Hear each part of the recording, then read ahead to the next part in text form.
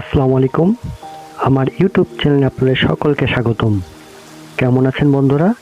আশা করি আপনারা অনেক অনেক ভালো আছেন। আজকে চলে এসেছি আরেকটি সুন্দর নদীর প্রাকৃতিক ভিডিও নিয়ে। আশা করি ভিডিওটি বন্ধুরা আপনাদের অনেক ভালো লাগবে।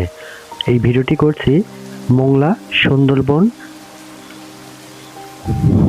যাওয়ার উদ্দেশ্যে ভিডিওটি করলাম।